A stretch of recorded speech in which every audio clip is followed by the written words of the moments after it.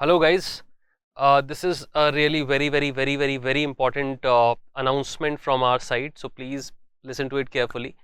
The thing is that the PPTs that I'm using in the lectures, they are my intellectual property, like IS Baba's intellectual property, and they are there for the reference of the teacher. Okay, so I'll be using those PPTs for my reference, and since it was not promised that the PPTs will be given to you, so history PPTs will not be given to you. Anyway, you are getting all the handouts, so all the information will be provided to you in the form of handouts.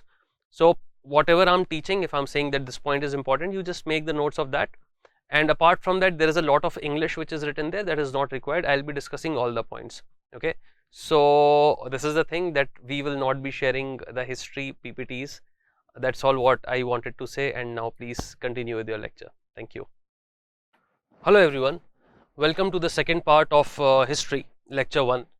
In the previous lecture we discussed about the Stone Ages, and we also discussed about the first civilization of India, the Indus Valley civilization. In this lecture we are going to discuss about the Vedic civilization. We are going to start Vedic culture. And if you remember, when we discussed the periodization of history on the basis of literature, we discussed about prehistory, proto-history and history. So Vedic civilization is the period from technically from which our history is starting. Okay, and because we have got the written records of this culture, we have got the written records of this time, we have got a lot of insight about the people, and we will be deciphering what the literature in this period. Okay, so when we talk about the Vedic civilization, broadly we can categorize the Vedic civilization into two parts: the early Vedic civilization and the later Vedic civilization. So early Vedic civilization, it extends from 1500 to 1000 BC. So we have seen that Indus Valley civilization, it got ended at around 1700 BC, and there is a gap of around 200 years which is not exactly accounted in our history. And from 1500 BC to 1000 BC we have got the early Vedic period, and then later Vedic period we have got from 1000 to 600 BC. So this is a broad timeline. Why have we divided this early Vedic and later Vedic period? Because there were changes in the lifestyle. The lifestyle of people changed in these two periods, and that's why we have demarcated this. If we talk about the early Vedic time, early Vedic period, there was composition of Rig Veda. Rig Veda. And what is the term that I have used for it? Composition. I am not saying that it was written. It was written much later. At this point of time, writing was not developed. So it was composed, the Veda was composed, and it was transferred through vocal tradition, that the Guru is sitting and transferring the knowledge, telling the shloka to the other student. Then the student will become Guru at one point of time, he will be telling his students. So through vocal tradition, the knowledge passed on, and then later it was written. So as far as early Vedic period is concerned, Rig Veda is the most important source to know about it, and to know about the early Aryans also, because technically Rig Veda is a book of philosophy. It's not a book of history. So after reading that book, we have interpreted whatever is written there. Through that we have interpreted about the contemporary society, the Rig Vedic society. It is also believed that it is the purest form of Hindu literature, and many people believe, the modern Hindus believe, that it is a revealed book, that the God has sent that book. Okay, also when you are saying that it is the purest form of Hindu literature, we see that in the later period the literature was also influenced by the society, the religious literature I'm talking about. For example, in Gupta period, when the hold of Brahmins increased and the society was stratified into the Varnas, the other books were written, the laws were written, and religion slightly changed. We'll see the changes in that religion also, and that's why all the social reformers that you'll see, they will always tell you to go back to the Vedas. Okay, whether we are talking about Dayanand Saraswati later, or we are talking about Raja Ram Mohan Roy, everybody was pointing towards the Veda, that please follow what is written in the Vedas, because that's the purest form of Hindu literature. Okay, you can see this region. So if we talk about the early Vedic period, the extent was in the northwestern part of India. Zahir si baat hai, when we are talking about it, how do we get to know that it was written in the northwestern part? Because the places, the geographical features which are mentioned in Rig Veda, they are in this region. For example, the most important river of Rigvedic times was what? Do you think Ganga was the most important river? No. Ganga has been mentioned in Rigveda only once. Only once. And Yamuna has been mentioned thrice. And the most mentioned river in Rigveda is Indus, Indu Nadi. So Indus was the most important river, and people, they were there in the western part. So for them, Indus was the lifeline. And slowly, as they moved towards east, they came from west, right, from Persia, from Central Asia. So as they kept on moving towards east, they realized that the geography is increasing, the land is increasing, and that's when they started writing about the new features which they are countering. So in the early Vedic period, Ganga was not that important a river, but Indus was very, very important, and that's why we can say that the society at this point of time was in the northwestern part of India, and from here they spread in all the directions. So they came down, they came to central India, Yamuna, in the Ganga plains, they moved towards east gradually. Okay, let's know some important facts about Rigveda. So now there are certain facts and there are certain interpretations. The facts are about Rigveda, the book which is there. So it is the oldest book of any kind in India, religious or philosophical or historical or story or epic, jitni bhi sari books, any type of writing, whatever you can consider, this is the oldest book of India. It was composed during the time of 1500 to 1000 BC that we have already discussed. Okay, and it was compiled in the Punjab region. It was compiled much later. The different excerpts were written by different people, and then it was compiled, and then it was written much later. Since the Aryans didn't know how to write, it was preserved for centuries using the oral tradition. If you have seen Mahabharata, the old one, not the new one, the old one, there you will see that the Guru is sitting and he is telling a shlok to the Pandavas and Kauravas, all the princes who are sitting. So he was telling the shlok, the student had to repeat the shlok and then to tell the interpretation, that what do you exactly understand from this shlok. Okay, so this is how orally the tradition was passed from one generation to another generation orally.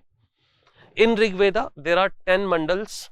Okay, 10 mandals are like 10 chapters. So out of those 10 chapters, when we combine, there are 1028 suktas. Okay, one shlok is called a sukta. So there are 1028 suktas, hymns. Sorry, sukta is the complete poem. So 1028 hymns are there, poems are there, and in that 10,465 shlokas, verses, they are present there. Now we see, when we interpret according to the timeline, we see that from 2nd to 8th mandal, they are old. 2nd to 8th mandal, they were written first, and 1st and 10th mandal, they are the latest. So 1st mandal hai, it was written much later, and the 10th mandal, the chronological order in which these chapters are given. So 1st and 10th mandal, they are the latest. Okay. Also, the term Shudra has been mentioned for the first time in the 10th mandal. So it means that in the very later period of Rigvedic times, the idea, the hierarchy of caste system was created. The book is written in Vedic Sanskrit, and it is the earliest form of Sanskrit without grammar. So again, there are some certain things, certain languages which are called the classical languages, and there are certain languages which are called the folk languages. Okay, and the difference between classical and folk is, whatever, whether we are talking about classical music, classical dance, there the grammar is perfect. For example, in case of classical music, there will be a perfect way to express the music. For example, if there is a rag, okay, let's say there is rag behag, sa re ga pa dha sa re ga. Now this is a rag. If you have to sing this rag, you will have to sing that rag in that particular way.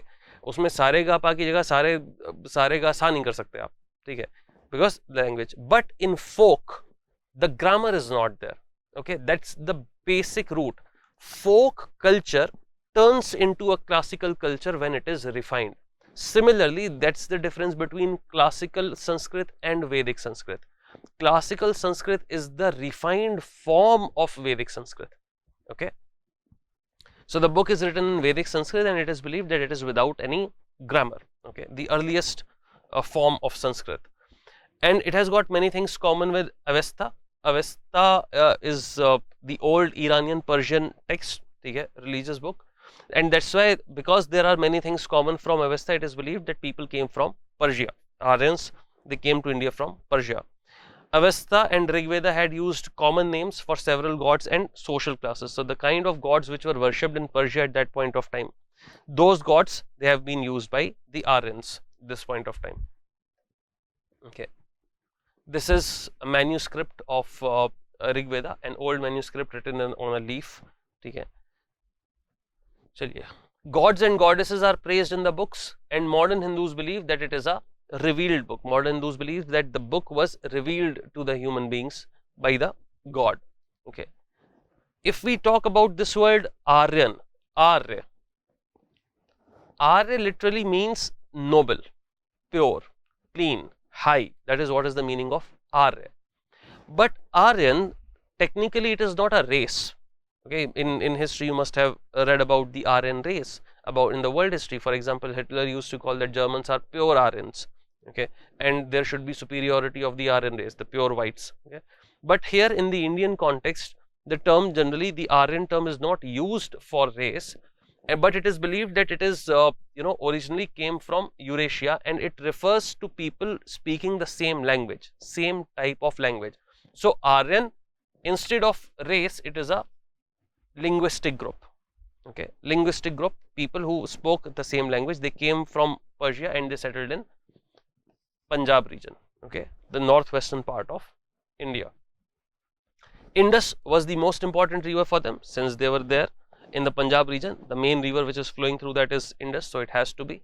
And also river Saraswati has been praised the most, and it is referred as Nadi Tama, okay, the mother river. So Saraswati is known as Saraswati as well as Nadi Tama as mother river. So Indus and Saraswati, they are the two most spoken rivers. It is believed that the present day dry river Ghaggar, which flows from Haryana towards west, so it's a dry river bed now. Only during rainy season it gets some water. It is believed that present day Ghaggar is the Saraswati, the old day Saraswati. It also was flowing towards the Arabian Sea. Okay, they were aware of Himalayas. The way they have written, they were aware of Himalayas, but not of deserts and seas. So they were coming from the land area, from Central Asia. They had come through the land route. So according to Rigveda, the way it is written, it is believed that they knew about the Himalayas. They could see the mountains in the north, but till now they haven't come to the south to see the desert area or to see the sea. Salt water they hadn't seen. And the word Samudra, which has been used in Rigveda, it means the collection of water. Rather than sea, it is just a collection of water, probably a lake or something. Okay. Since early Aryans did not come from far east or south, they were not aware of Narmada. Narmada river is in the south. Since they did not come from south, they were coming from the west, so they also did not know about Narmada. So we can understand that they have not reached Vindhyas till now. Okay, Vindhyas ke upar hi or everything is going on. And Ganga is mentioned only once, as I have told you, since it was not socially important at this point of time. There was no social relevance of Ganga. Ganga was pretty far from the region. Okay, and hence it was not a holy river back then. At that time, see, things become holy when you are dependent on them. Okay, in all the cultures, whether you talk about the Norse gods like Thor and Odin and all that, if we talk about Egyptian mythology, we talk about Greek mythology, Roman mythology, in all the mythologies, the earliest gods, they were the nature gods, because human beings, we were dependent on the nature. Okay, so primary god nature se hote the, and then as we improvised, as we started governing the nature, as things started coming into our hand, we tend to change our gods. Okay, so gods bhi dheere dheere change hote gaye. So we wanted some more powerful god. Now if you can control the air, so air the importance of air will go down. You won't be asking anything to air because you know that I am able to control it. Then you will be asking for something else. Probably you will be worshipping a god which can give you gold, which can give you money, or which can give you power. So this is how the ideology of human beings changes as we keep on getting more and more civilized. Okay, so at this point of time, Ganga was not socially relevant, so it was not holy. And Yamuna has been mentioned a number of times, thrice, okay, because it was closer to Punjab. Yamuna from its origin is closer to Punjab, and then you get to Ganga. So that's why Yamuna is mentioned more number of times. Okay. You can see the old names of the rivers which are mentioned there. So Indus was called Sindhu. Okay, these names you must remember, because again match the following type of question can be asked. Jhelum was called Vitasta, Chenab was called Askini, Ravi was called Porusini, Beas was called Bipasa, Satluj Shatudri, Ghaggar Saraswati, and Kabul River. Kabul River crosses, it's also a tributary of Indus, it passes through Afghanistan. Kabul River was called Kubha. Okay, so these names you must remember, because a direct question you will be getting a direct question. वहाँ पे you should not commit a mistake. You will read it 1 or 2 times, you will be able to remember. Beas का Bipasa तो easy है. Ghaggar, Satluj, Shatudri sounds similar. Ghaggar, I have already told you that it was Saraswati. Sindhu and Indus is same. Okay, so generally people get confused between Vitasta, Askini and Porusni. Okay, Kubha is Kabul. Again, it's very simple. So out of these 3 rivers, if you can remember that, you will be sorted. Okay, let's talk about the Aryans, the early Aryans. It was technically a racial group, the later how we see, but they spoke Indo-European language. So if a question is asked, don't say that it was a particular race, you say it was a linguistic group. They lived in southern Russia or Central Asia. There are different theories. Some people say that they came from southern Russia, some people say that they came from Central Asia through Persia. Aryans were aware of rivers and forest, and early Aryans, they were pastoral. Generally they were nomads. They used to move from one place to another, and their property was cattle. Okay, these were pastoral people. So from one pasture to another pasture, as nomads they used to move.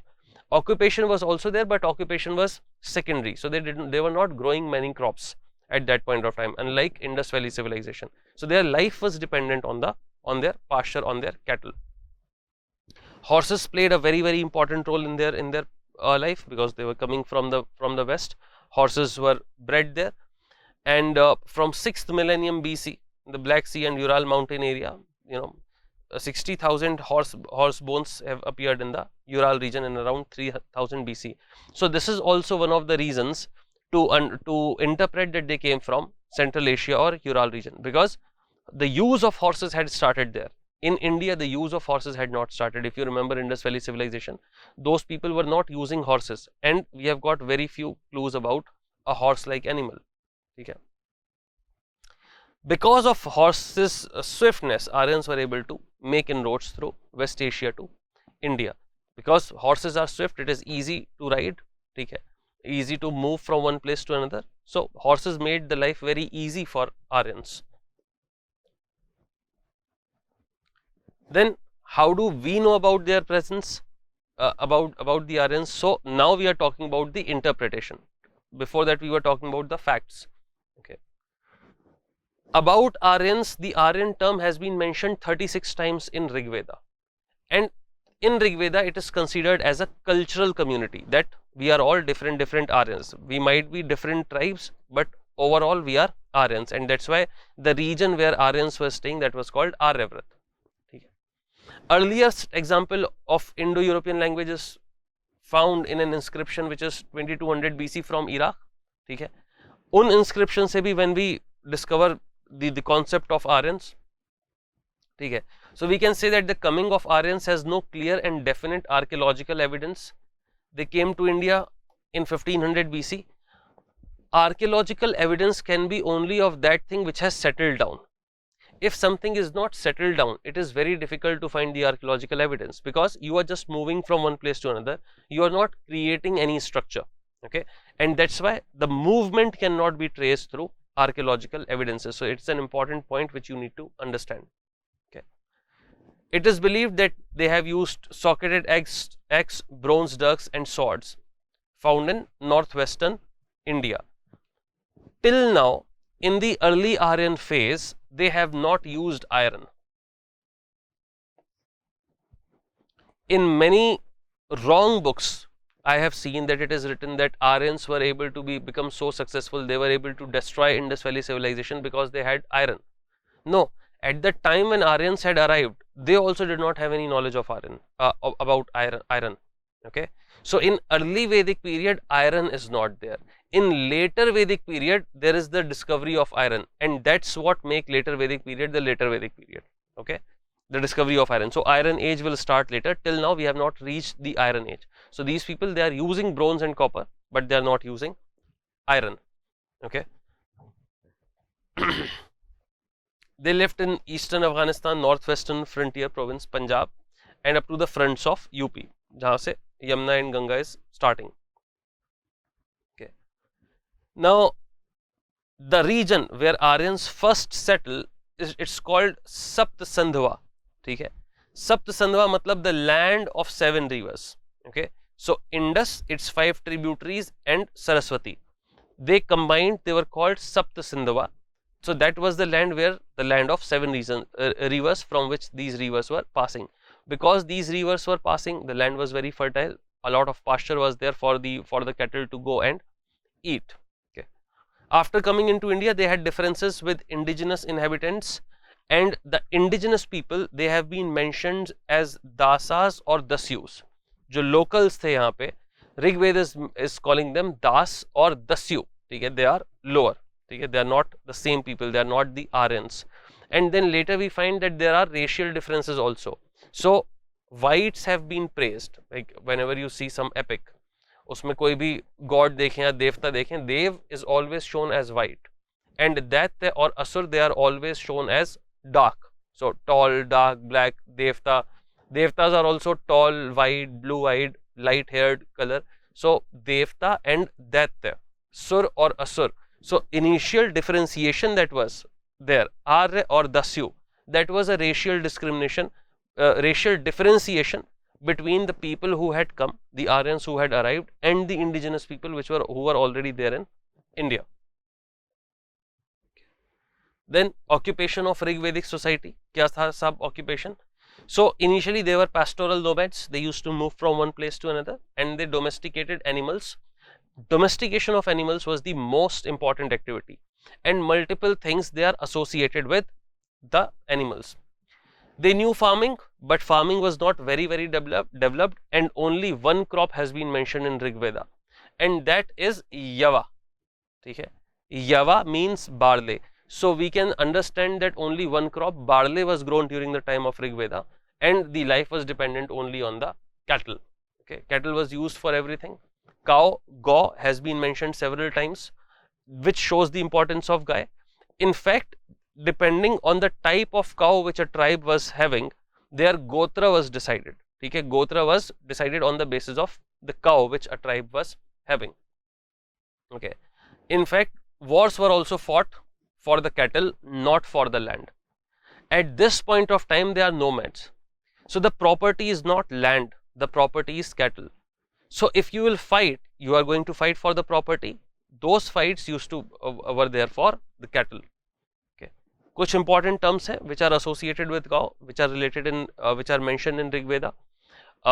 You have seen that many questions are being asked on the terms, so terms are important. For example, Govishti. Govishti was search for a cow or conflict for the cow. When if cows are going in the pasture and some cow is going somewhere, then people used to go to look for those cows. So that was Govishti. Godhuli is the time period. Generally, the evening time period was called Godhuli. So when the herd is coming back, in Hindi, poets have used used this term as Godhuli Bela. Godhuli Bela कहते हैं evening को. So when herds are coming back, because of the movement of so much of cattle, the dust used to go up. Okay? Dust from the feet of the cow, it used to go up, and the entire environment at that point of time, it looked like that because of the dust particle, it's hazy, and it looks like that the cow has cleaned it, धो दिया है उसको. ठीक है? So that was called the Godhuli Bela. So Godhuli is the evening time when cows used to return to their shed. Then Duhitra is the milker of cow, the person who takes out the milk. Gavyanti is the distance travelled by cow in a day. So basically this was the measurement of distance. कि एक दिन में how much distance a cow is travelling, that is Gavyanti. So time was told, the distance was told in Gavyanti, that 3 Gavyanti, 4 Gavyanti away this place is there. And Aghanya meant not to be killed. So in the later part of Rig Veda, in the 10th mandal of Rig Veda, the term aghanya has been used, that now it should not be killed, it is revered. Okay. Rig Veda mentions certain occupations like carpenters, leather workers, chariot makers, potters, and weavers. Okay. But despite these trades, despite these artisans, there is no clear link, no clear evidence of trade, that early Aryans were involved in any trading mechanism. If we compare it with Indus Valley civilization, Indus Valley people, they had a full-fledged trade, a very smooth going trade. Early Aryans, they were not into trade. Yeah. Then Aryans introduced a new mode of transport which made them very, very successful in conquering a lot of area in India. They were chariots which were run by horses. If you remember the transportation of Indus Valley civilization, they were using ikka, bullock carts. Okay? They were not chariots. These were chariots, two-wheeled big structures run by the horses, and horses are strong. So chariots could move very, very fast. Okay? Because of this, they could best the indigenous people with much ease. It was very easy for them to move inside now and defeat whoever they are finding in the country and conquer new regions, take new pastures. Okay. So this made them a dominating force, but we don't find any archaeological evidence of above mentioned things. ठीक है, तो पुराना chariot है उसकी, we have not found an archaeological evidence. These are all written in Rig Veda that chariots were there, horn driven chariots. Acha, why don't we find an archaeological evidence for this from the Rig Vedic period? The point is that most of the things, they were constructed by wood. So even if something was destroyed, it was decomposed, and that's why it is hard to find something. If you're not making something from stone or from bricks, if a structure is not there, you won't be able to find it. Then spoked wheel was there. So it is believed that Aryans introduced the spoked wheel for the first time in India, and spoked wheel, it's much more efficient than the solid wheel because of the moment of inertia. I won't get into the physics of it. Okay, but you will see that most of the wheels that you use now, they are spoked. Okay, so a spoked wheel was used, and copper was also used, and possibly it was supplied from the Khetri mines of Rajasthan. So Rajasthan ki Khetri mines, they also started taking the copper and started using copper in their day-to-day life. Okay. Craftsmanship, the carpenter is there, chariot maker. Obviously, if you are using chariot, so chariot maker will be hoga. Since the chariot is made of wood, so you'll require a carpenter for that. Weaver, leather worker, and potter. Okay. So multiple crafts were practiced, and metal working was also known to them because they were using copper. Later iron use karenge, but metal was there. Trade ka, there has been no evidence of trade. So in short, you can read this, you can just go through it, and you will be able to remember everything. If we talk about the political organization of these people, early Aryans, they were grouped on the basis of tribes which were based on cattle. Okay? So based on the cattle, based on Go, the Gotra was decided, and then there was this one tribe having the single Gotra. In this case, the people, they were called Jana. Jana were the tribesmen. अभी भी in colloquial language अब पूछते हैं कि how many people were there, तो हिंदी में पूछ लेते हैं कितने जने थे. ठीक है, तो जने मतलब लोग, the number of people who are there. So right now, king is not ruling over a territory. King is ruling over people of the tribe, because the tribe is moving from one place to another. Okay, so there were different assemblies. So king was ruling over the Jana. So technically, Jana is not a territory. Okay, and the first amongst the equals in Jana was called Rajan. Okay, so till now, right now, we are not having this differentiation that okay, if you are born in a Kshatriya family, you will become a Rajan. No, anybody from the tribe can become Rajan in Rig Vedic period. Then there was Vis, the holder of Vis was Vispati, then Gram. Okay, the war between the Gram was called Sangram. So small villages were there. So head of Gram was called Gramani, and then Kul was called a family. Okay, a long family, and the head of the family was called Kulpati. Okay, so in tribes also, people used to have big families. There was one head of the family, and his family lineage, he used to become the Kulpati. Okay, Pati technically means owner, and Patni technically means owned. Okay, people who do not know, उनके लिए मैं बता रहा हूँ. They are Rashtrapati, owner of Rashtra. Pati is used in that context. Okay, that's the meaning of Pati. Then let's talk about the tribal chief, the responsibilities of the tribal chief. He was the center of administrative machinery, successful leadership in war. So whenever there was a sangram, so the war between the grams, the Rajan was responsible. He was responsible to protect the cattle. He was just a chief with not unlimited power. He was only a chief, and unlimited power was not there with the Rajan right now, because he was first amongst the equals. Okay, so he was unlike the later kings who used to say that we are the shadow of God and we wield the ultimate power. No, people had a say in his decision making, and he had to reckon with the tribal organizations. So different tribal organizations were there. He used to consult with them, and after that consult he used to take a decision.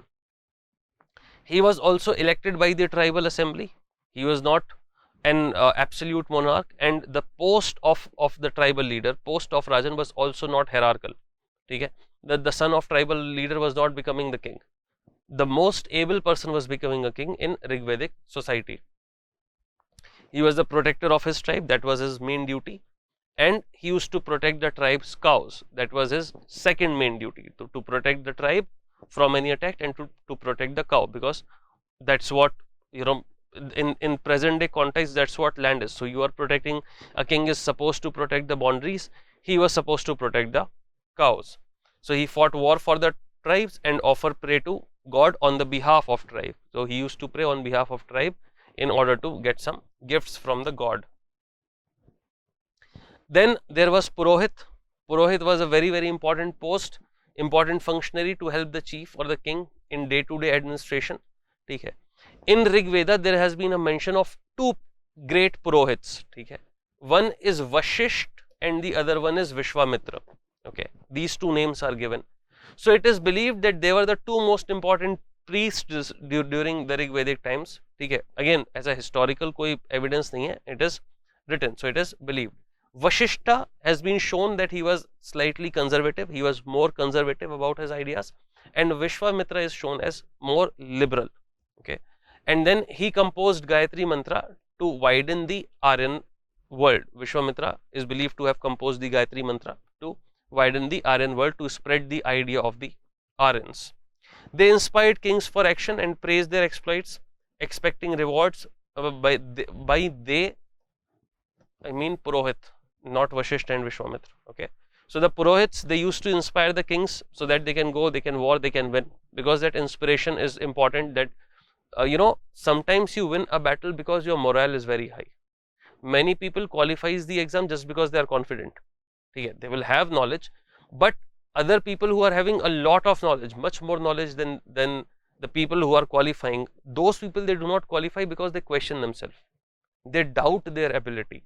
So you need motivation, you need a motivator. If you are motivated, you will be able to win the battles. So Purohit was also a motivator. He was like that God is there with you, you please go ahead, fight, and you will win. So if you are entering into a fight with the psychology that you are bound to win, you are going to win, it is very difficult for anybody to defeat you. Okay, so they used to provide that motivation, and they used to expect rewards also. King used to give them rewards. Ki, haan, sahab, you had prayed for on our behalf, and that's why we have won this war. So this is your reward. So they used to get women, slaves, and cows in reward. Okay. Then there was the Senapati, Senani, next important function. So they used spears, axes, swords to fight. He was the head of the army. As far as taxes are concerned, in case of political scenario, taxes are very, very important, because this is how a government is going to earn. So from this point onwards, we will be you must question that what was the source of income of the government. So it has to be tax. So in every kind of government, in every kind of kingdom, we will be focusing on the taxes, that how the taxes were taken. In case of Rigvedic society, there is no evidence that official taxes were there. And since official taxes were not there, there was no officer who was there to collect the taxes. Matlab, we see the post of Purohit, we see the post of Senapati, but we don't see any post which is going to collect the taxes. So DC nahi hai yahan pe, collector nahi hai abhi. Okay. The tax in this period, it was called bali. Okay, a bali was given to the king, to the Rajan. An offering was made to the Rajan, and Rajan used to make that offering for the gods. Bali in Rigvedic period, it was voluntary. So for example, if I am having some cattle and if I want to give my cattle for bali, it was voluntary. I might not give, but Rajan had no say in that. He couldn't claim that no, because you have got so much of cattle, give me 20% cattle for the bali. Okay? So at this point, it was not compulsory, it was voluntary. Okay? So the regular taxes, they were not collected. The taxes were called bali, and they consisted of 1/6 of the agricultural produce or cattle for a given person. Okay? So voluntarily, if you wanted to give, if you had this much to part to the king, you could give. If not, then there was no compulsion. War booty was distributed among kings and its people. So after the war booty was collected. See, once you defeat another king, then all that property is yours. Okay, and property included cattle, women slaves, their spears or swords or whatever, their chariots, their horses, anything which they have. तो उसको loot कहते हैं, उसको war booty. So war was done for the war booty, right from the Rigvedic period. So war booty was taken and it was distributed amongst the people and the king. As far as justice is concerned, we don't find any post a law officer in case of Rigveda. There were cases of theft and burglary and the theft of cows. Theft of cow was considered to be a very big sin. And Rigvedas mentioned traditional rules. They were being used to deal with this kind of offenses. Also, spies were employed to keep an eye on unsocial activities in the tribe. Army, king did not maintain a regular or standing army. What is the meaning of standing army? Standing army means that you will have an army whose only job is to fight. This is what is called standing army. The concept of standing army was used much later in Indian history. Okay, because till now, or in many kingdoms, you will see that army meant that you are doing something else. Your basic profession is something else. For example, you are peasant. But if required, if king is calling for you, then you will be coming and you will be fighting in the army. For example, if you have seen this movie called 300, Sparta, ठीक है, तो उसमें क्या है 300 में? Gerard Butler, when he is speaking with other people who came to support the Spartans, he was like, "You boy, what is your occupation?" And he says, "I'm an ironsmith." Yeah, okay. And then what is your occupation? I'm a peasant. Okay. Spartans, what is your occupation? And they are like, hahu. Like, so their occupation is fight. They are trained to fight only.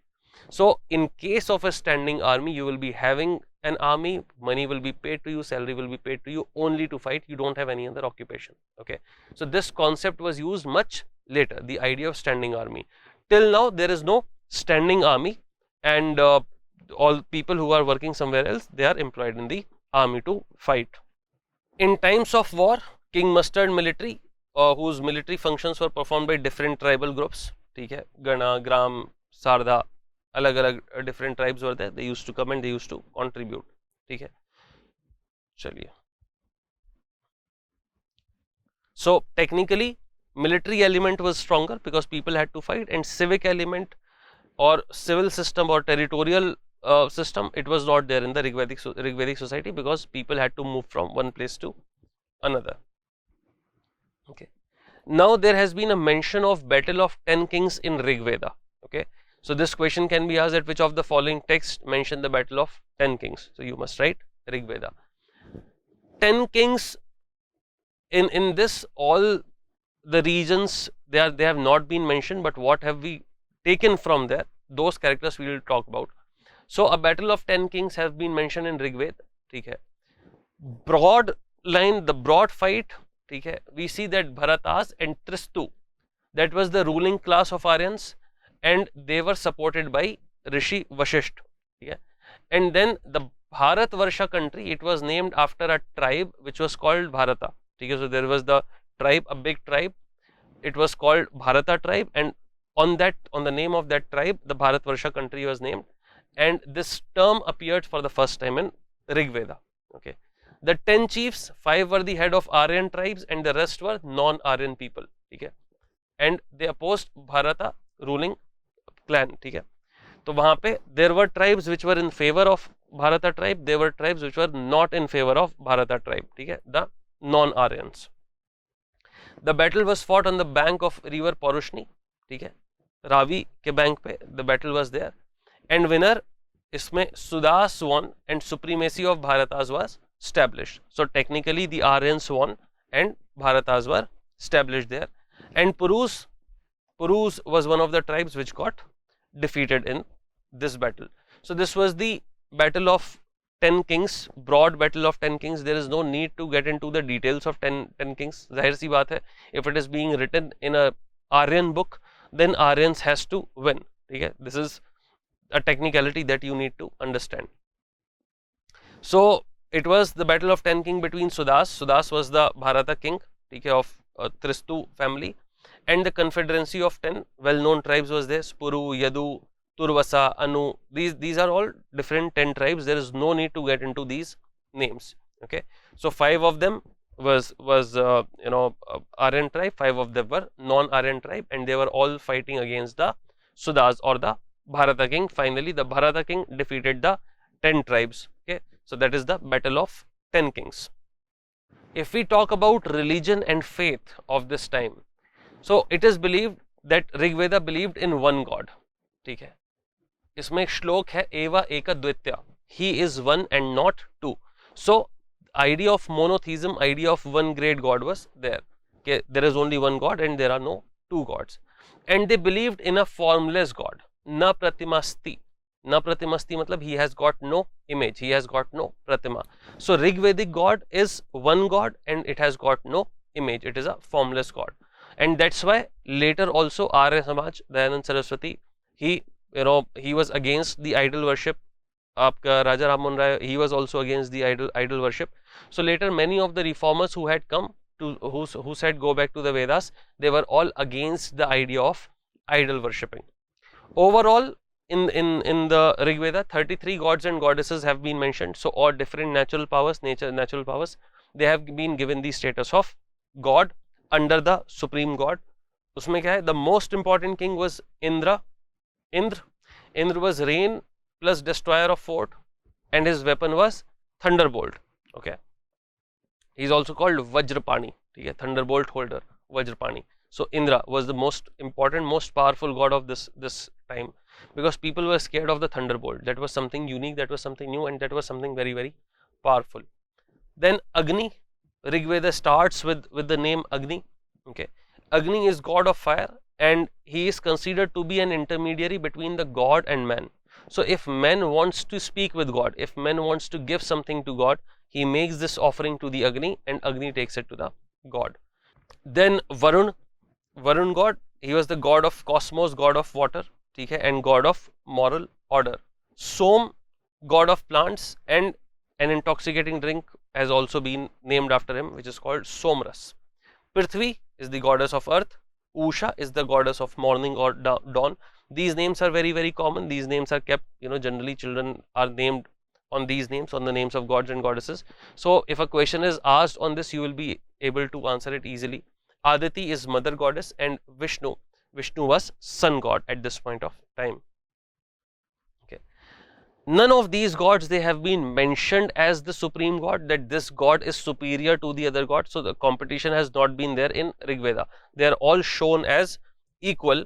However, Indra has been mentioned as as far as the greatest times are concerned. So the most mention is that of Indra, and that's why we believe that probably at this point of time Indra was invoked much more.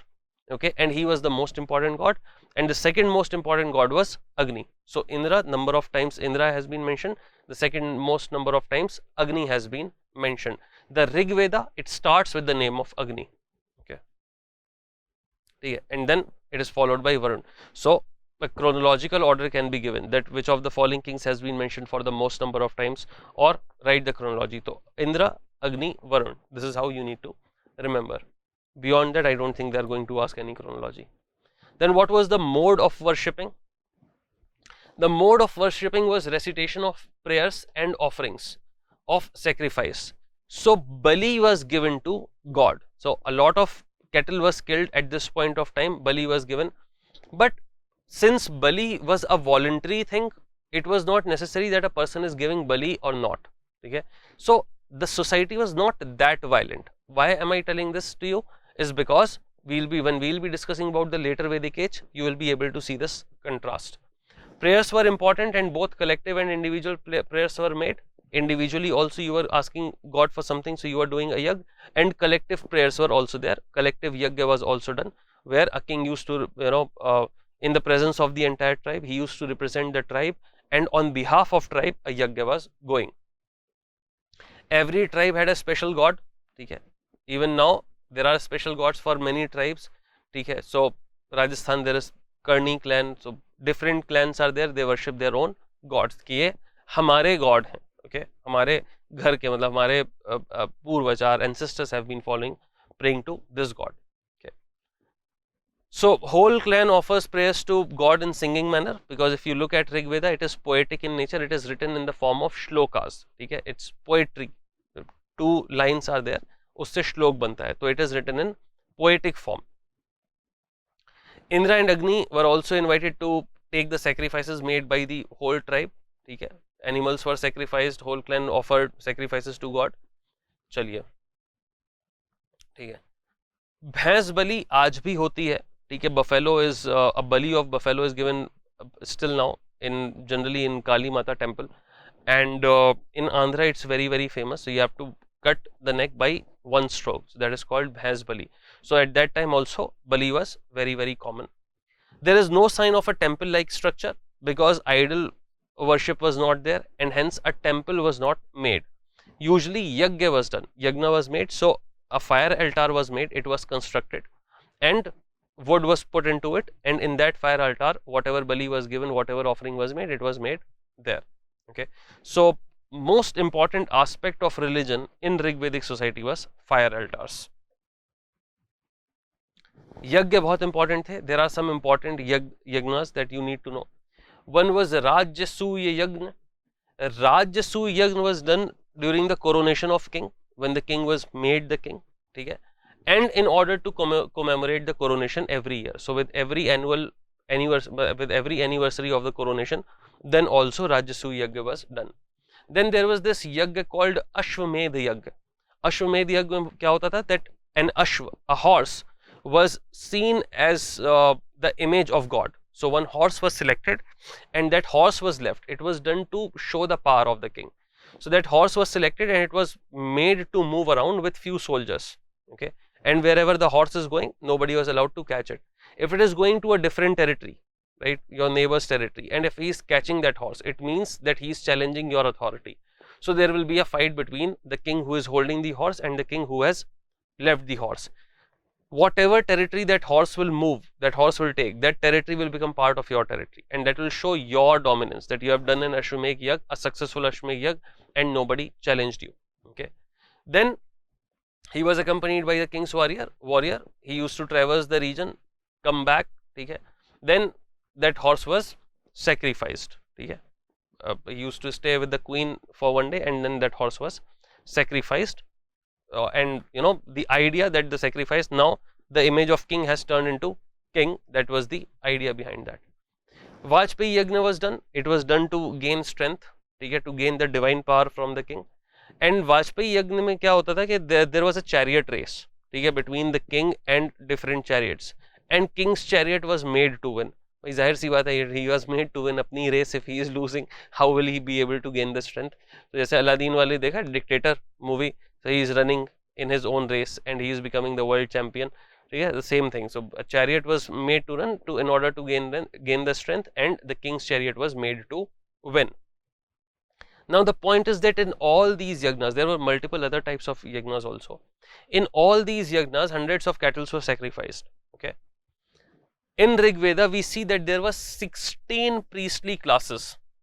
Rig Veda has mentioned about 16 priestly classes, and their job was different in yagna. that how much, what exactly each person is doing. One is, making the fire altar, chanting, providing the bali, okay, making the structure of fire altar, cutting the wood, bringing the wood, washing everything. So all these priestly classes, they had different roles to play, okay. And in this, Brahmins, they used to they used to supervise the yagna. Later, in the later Vedic period, Brahmins removed everyone and only one priestly class was left, that was Brahman, okay. Then there were other things also, other things practiced. For example, there was one practice of, this is a social point, I don't know why I have written here. So niyoga was a social practice, okay. This I'll see about society, and okay, well, I'll discuss about that point later in society.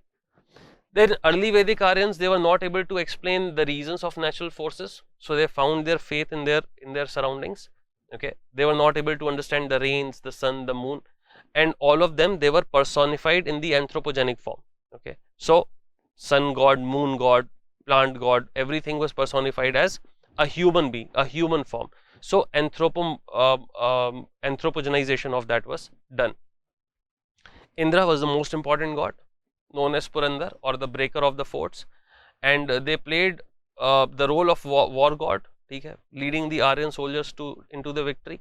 And 250 of the hymns, they have been devoted to Indra, okay. And he was rain god also, he was responsible for causing rainfall. So everybody used to pray to Indra, and because he was seen as a strength, before going to war, he was invoked, okay. Agni, 200 hymns have been devoted to him. He is the god of fire, okay. Fire was used to burn the forest, cooking, for different rituals. There was a cult of fire also, occupied the central place in India and Iran. So fire cult is there still. We have got fire temples, fire altars, okay. There are people who still worship to fire, and he was considered as an intermediary between gods and people. This point we have already discussed. The sacrifices to God, they were carried by smoke to the sky. Matlab, you put something in the fire, the smoke is formed and the smoke is going to sky. So people used to think that this is an offering which is going to God. Also Rig Veda, it starts from the name of Agni. The pehla jo naam use kiya gaya hai Rig Veda mein, that is Agni. The third most important god is Varuna. Okay, he was considered to be the god of water and the upholder of natural order, Rita, moral order also. And it was considered that whatever happens in the world is because of the desires of God Varun. जो भी कुछ भी दुनिया में हो रहा है, it is because he has desired. Then Soma, Marut, god of storm, we have already discussed. Then there are female deities also. So we have got Aditi, we have got Usha, and these were not exactly prominent in the time of Rig Veda. By the time of later Rig Veda, the female goddesses also came into prominence. The society was patriarchal, so male gods were more important than the female gods. Female gods were there, but the dominance was of male gods. The invoking was of male gods more. Okay. If we talk about the society, we see that kingship was on the basis of social structure, and man was identified by his clan. The entire tribe was called Jana as a whole, and people's primary loyalty was to the tribe, not to the land, not to the king. Your tribe ke saath you have to be loyal. You need to be loyal to your own men. Total number of men in Jana and total number of members in a tribe were about 100. Okay, so tribes were not very large at this point of time. Okay, and the term Jana has been used 75 times in Rig Veda. Okay.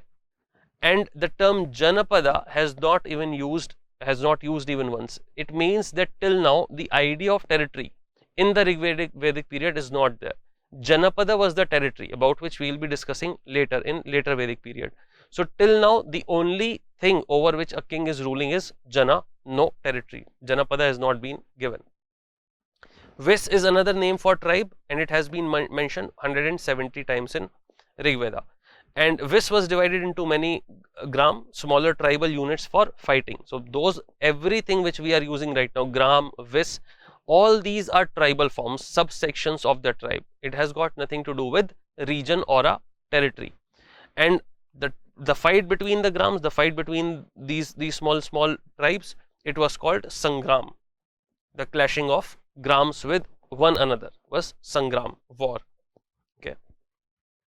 If we talk about the family, family was called kul or kula, okay, and it is rarely mentioned in Rig Veda. So Rig Veda gives more importance to one entire tribe rather than one family.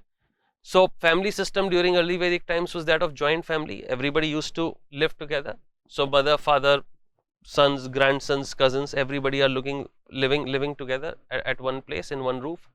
Okay, and Griha is the term used for family in early Vedic times. So Griha is not exactly a house, it is not exactly a construction. Griha means a region where families living together. In earliest Indo-European language, one word was used for nephew, grandson, cousin, etc., indicating differentiation in family relationship, leading to nuclear families. It has not started. Okay, so each relation was given that importance, that differentiation. So we know that the relations were very important. Still now, if you look at the English language for tomorrow, we have got the word tomorrow. For yesterday, we have got the word yesterday. In Hindi, we have got just one word, kal. Coming day is also kal. The day which has gone, that is also kal, which shows that time is not really important for us. Okay. However, in the English language, if we talk about the relations, you have got an aunt, but all the aunts are aunts, uncle, all the uncle, cousin, all the cousins. But in Hindi, if we see that, chachi, mami are different, pupi is different, mausi is different. So every single relation has got a different name. Okay? Mama, chacha, taya. Okay? All these relations have got different name. It shows that we respect these relations. These relations, they mean something to us. So in different societies, language also shows that what are the things which are important to you and what are the things which are less important to you. Okay. Father is the head of the family. Patriarchal society is there, and because of patriarchy, birth of son is desired again and again. The more number of sons, the better it will be for the king. And people used to make prayer for a brave son who could go out and fight in war. Okay. And in Rig Veda, desire for children and cattle is repeating, but no desire has been expressed for daughters.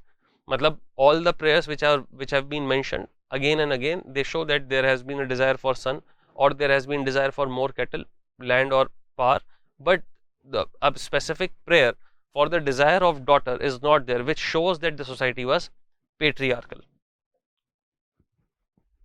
If we talk about position of women was much better in Rig Vedic society than any other later times that we see. So they used to attend assemblies, they were part of political strata there. Some rituals, they were not considered complete without the company of wife. For example, Yajna Puja mein king and his wife had to sit together, only then it was complete. Okay. Lopamudra, Vishwara were the girls who have composed hymns for Rig Veda. So we see that there were saints who composed hymns also for Rig Veda. It means that their religious importance was all at that point of time, it was given to women.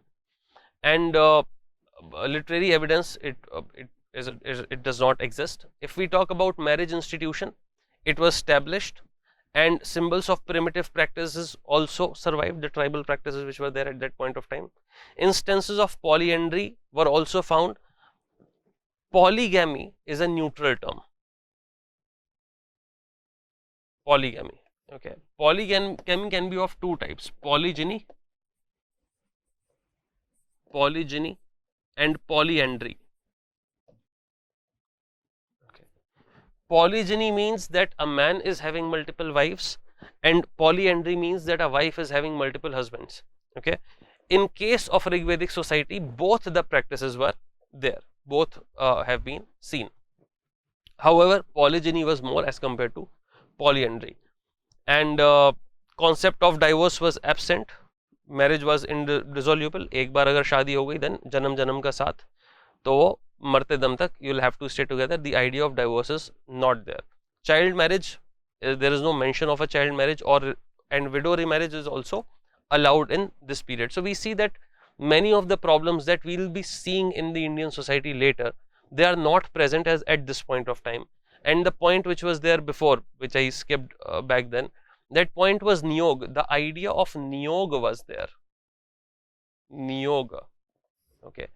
In case of niyoga, what used to happen, that if husband of a woman is, he has died because of some reason, then that woman was allowed to stay with the brother of her husband, so that she can have a child. Okay, so that practice was also there in order to have child, in order to maintain the family line, family lineage. This was called niyoga at this point of time, which we see in Rigvedic period. If we talk about the social divisions, okay, so people were conscious about physical appearance in this time. Varna was the term used for color also, okay, and Aryans were fair in color. Original inhabitants of the country were dark in color, and that's what was a big divide between the two, a differentiation between the two. And color, it is believed that it may have been used for different social orders. The way social orders were decided, probably color was one of the reasons that was used. Western writers, however, in case of interpretation of this, they have exaggerated this point. So they have shown that it's not us who did the racial discrimination. In Indian society, racial discrimination had always been present. So it can be seen that probably it was not that much at this point of time, but this point, because history is written by foreign authors, they have exaggerated. They might have exaggerated this point also. Okay. Now, dasas and dasyus, they were conquered by the Aryans, and they were treated as slaves and shudras. And according to Rigveda, initially there are only two varnas, the Arya Varna and Dasa Varna. So either you are an Aryan or you are a Dasa. So initially the society is divided only into the two clans, the Devtas and the Asur. Okay. Another factor was more share of king and priest in war booty, which created social inequalities in the tribe. Zahir si baat hai, after the war, the Purohit used to take a big chunk and the king used to take a big chunk. So till now in a tribe, the king was one amongst the equal. But if you are having a lot of money, if you are getting a lot of war booty, now you are not one amongst the equal, because now equality is not there. The idea of private property, the idea of hoarding is bound to have the inequalities. Okay. So society got divided into three groups at this point of time. So Brahmana was the priest, okay, who gained a lot of importance later. Kshatriya was the warrior, administration and military was his job. And Vaishya, they were the people who were involved in the productive activities, the trading, the artisans and all that. Trading was not there, artisans, carpentry and all that. And fourth division, Shudra, it appeared much late, okay, in the last phase of early Vedic period, and references of it are found in Purusha Shukta hymn of 10th Mandala. So we see that the idea of Shudra, the fourth Varna, has been mentioned in 10th Mandala. It means that by the end of Rigvedic period, the Varna system was becoming stronger. In case of Rigvedic period, the Varna system was not strong, and anybody could reach any Varna. Okay. Till right now, the Varna system is based on the occupation, and occupation was not decided by hierarchy. Okay. If your father is there and then you'll have to do the same profession like your father, it was not necessary. You could move, you could shift your Varna according to your abilities. So if you can move from Kshatriya to Brahman Varna, if you are a good student, studious, you don't want to fight, you can become a Brahman.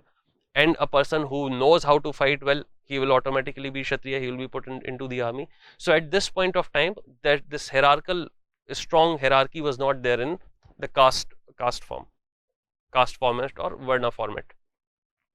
Slaves were given as gifts to the priest. King used to give them as gift. Women slaves were also there, okay, but they were only for domestic purposes, and slaves were not used directly in agriculture or other producing activities at this point of time. So we can say that the condition of slaves was also not bad, okay, in this era. Division was based on occupation, okay, so it wasn't sharp and anybody could change the profession. For example, right now, if you are a son of so and so caste, you will have to do the same thing.